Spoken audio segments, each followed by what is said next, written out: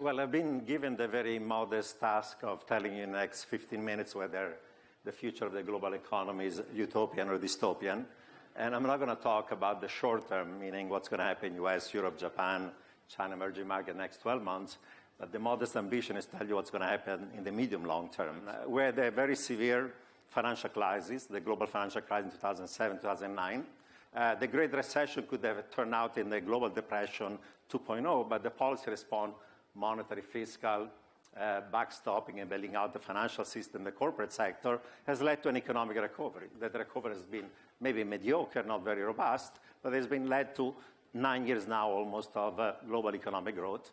And not only the economy has been growing globally, but also financial markets have recovered. During the global financial crisis, stock prices globally fell by 2/3. In the United States, since then, have gone up by almost 200%, and quite well in many other parts of the world. So if you look at the balance sheets and the P&Ls of the corporate sector in advanced economies and emerging markets, they look very good.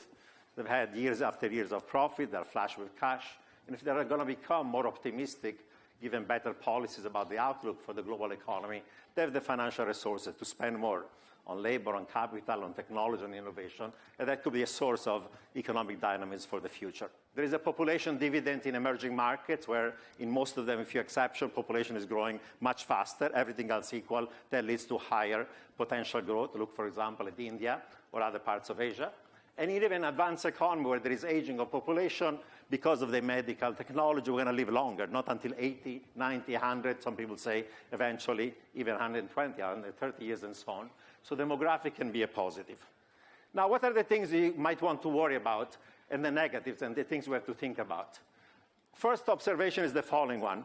After the global financial crisis, there has been a global economic recovery, but potential growth and actual growth has been very low in advanced economies. Some people call it the new normal. Some people call it the new abnormal.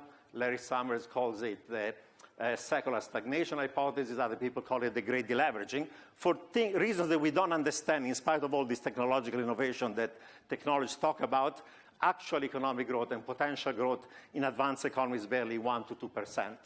For a combination of reasons that is very complicated, there has been a meaningful rise in income and wealth inequality, especially in advanced economies, but also in emerging markets. Now, this is a complicated issue, the reasons behind it. Part of it might be due to trade. Part of it might be due to migration. Part of it might be due to globalization. Part of it might be due to technology. It's becoming increasingly capital-intensive and labor-saving. Part of it might be these superstar effects, winner take all, that those that are at the top of the distribution of skill get the benefit of a global market, and everybody else down the pyramid does not get that. Some of it might be that the financial and political power of elites that affect regulation, taxation is becoming increasing, and they're changing regulation, taxation, and laws to their own favors.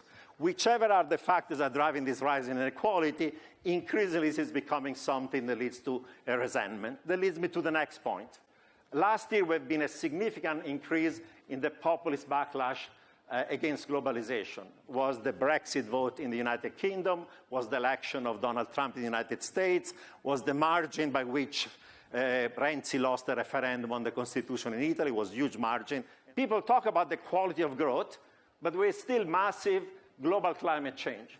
And some people say, well, we don't care because maybe 100 years from now, Dubai or Abu Dhabi or New York is going to be underwater, but it's too far, we're going to find some technology. But there are two things that make you worry about it. Observation number one, there are massive extreme weather events right now, whether on one side famines and droughts, or on the other side things like hurricanes and typhoons and so on, that are extremely destructive. And the economic cost of these things are increasing over time, and that's happening today. And there's now some science that says that global climate change is associated with these extreme weather events. So we have this tension that an interdependent global economy requires global governance, but if you have global governance with those institutions, people think they're not democratic, and therefore there's a backlash against them. So how will we resolve this global problem where people are becoming more national, more in favor of the sovereign state? That remains an open question. Nouriel, thank you so much for taking us down that path. Thank you, sir.